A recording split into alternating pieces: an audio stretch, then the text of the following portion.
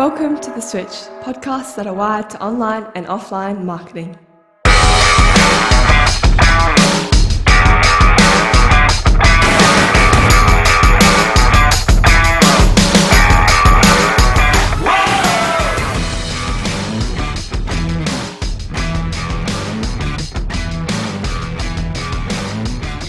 Alrighty, welcome back to The Switch. We are wired for online and offline niching. Oh, there's that word.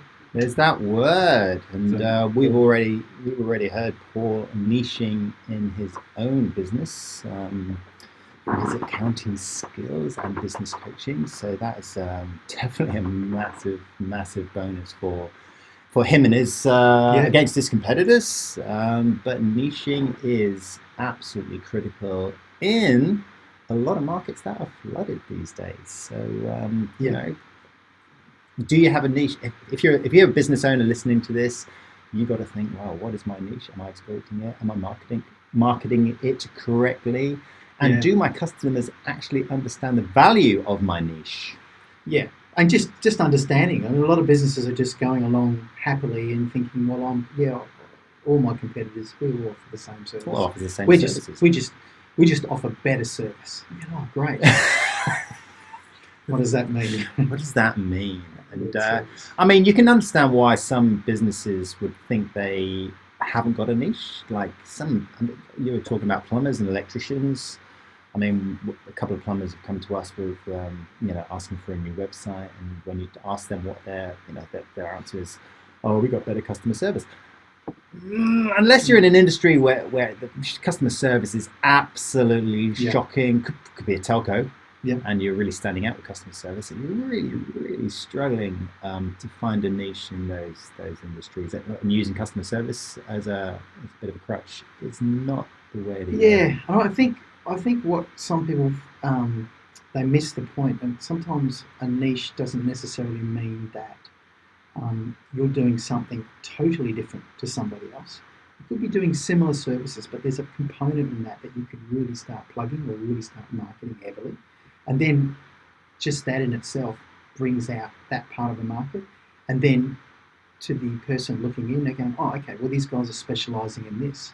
I didn't realise, as far as I know, the other mob don't do that. Well, they might do. They just don't market it. They don't talk about it. They don't communicate it. That's right. And I know that's what the Burning Fruit crew do. You know, as part of that user experience of going through that whole pulling back the layers and looking at your business and the services, and then finding something that's actually quite unique that someone else is not doing. In fact, there could be 10 of their competitors that might be doing it, but they don't talk about it much. There's not a lot of communication. It's not mentioned on their website.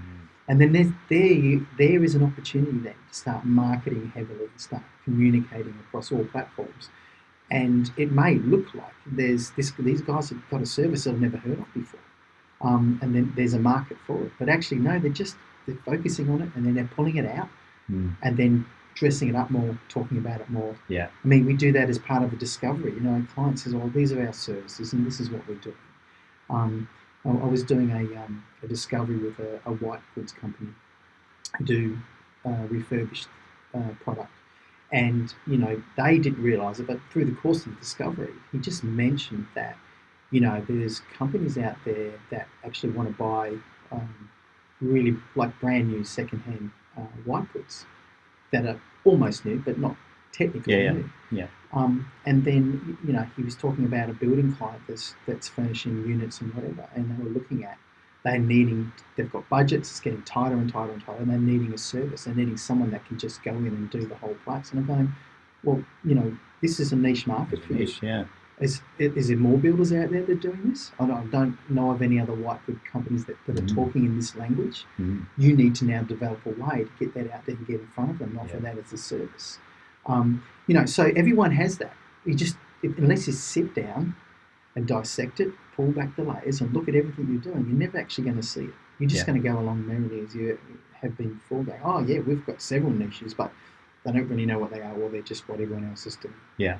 But it's some kind of discovery and a conversation with someone that can lead you through the process to pull back and look at everything you're doing and then dissect it and seeing, a niche sometimes for someone is just something that they're making a shitload of money out of. And that, this is what we need to be doing. While we're doing all this other stuff, it's hurting us. I was just about to say that, Wayne. Yeah. It's amazing how you're looking at it one way and I'm looking at it another. Yeah. I'm just going with a niche and going, what do you love doing? Where are you going to make some money? Yep, absolutely. Yeah, that's it. I think there's no use having a niche if it's not going to make you money. Yeah, that's right. So that they go hand in hand, don't they? Yep. Yep. That was the first question that Lorraine asked me about the user experience part of my business. Yeah. Is it going to make money?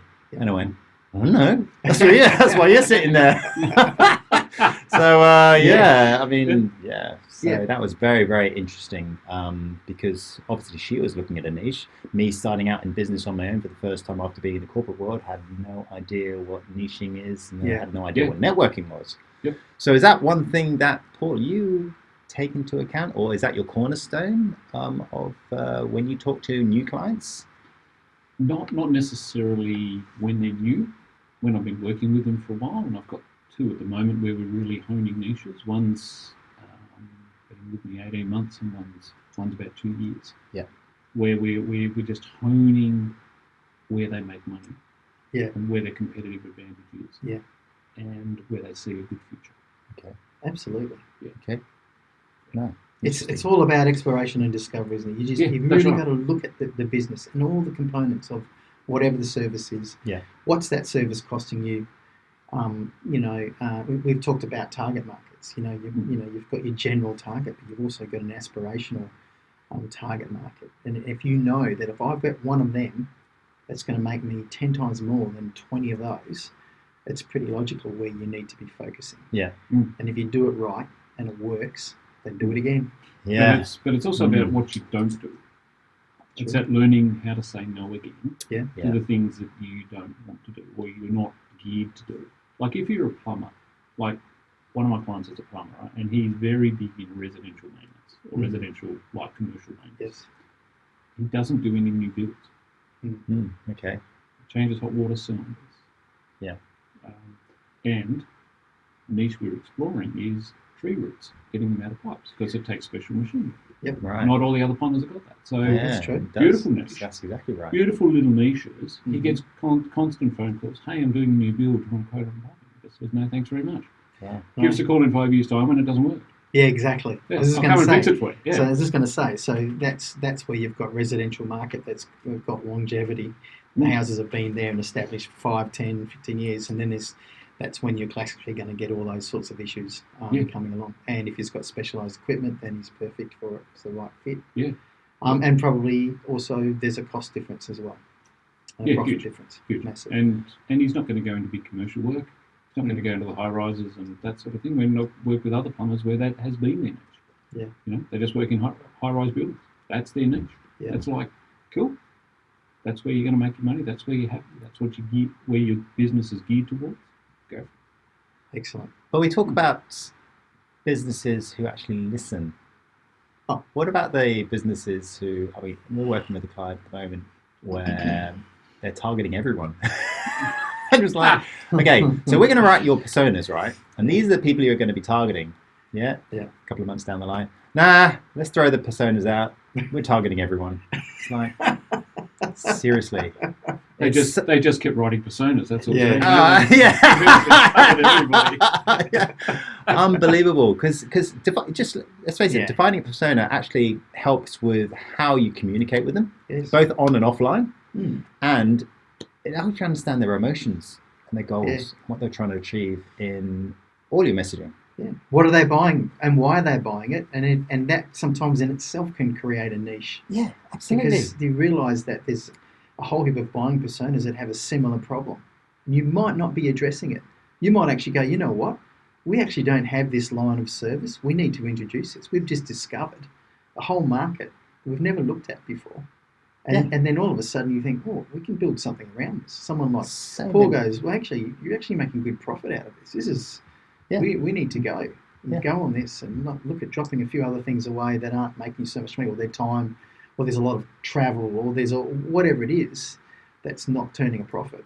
I mean, so many opportunities, and we've said it before, haven't we? You can't have 100 personas Let's just narrow it down, and then the experience and the way they use the site. I just don't understand how you write anything Mm. towards everyone. How just do you can't. write the same thing for a 50-plus-year-old Yeah. to an 18-year-old? It's like, Yeah. But yeah, being too general, it's such a danger not having a niche. Some industries are saturated. Like you say, you've got to look at your competition, and you've got to do some. You've got to do some high-level analysis, at the very least. If you've been in business for a while and you haven't done any high-level analysis of your competitors, then it's high time you did. Yep. Because sooner or later, like a couple of our clients, were late to the party on some of the tenders. And these tenders that they were getting awarded lasted 15 years. And they sat back on their laurels for 15 years, did nothing with their website. And then some young upstart comes out with a new website, new funky website, having targeted local councils with new landing pages. I've heard this story so many times. Oh, yes. And they start losing business. And before you know it, they've lost a 15-year contract. And then it's now impacting the families. Oh, absolutely. Yes. Yeah. So you just think... So the last word is... get help, talk to a professional, someone that knows what they're doing, and they can help you, can walk you through that process. Yeah, absolutely. And start looking more carefully at possible niches. Absolutely. Good stuff. Yeah, good stuff, guys. Nice one. Cool.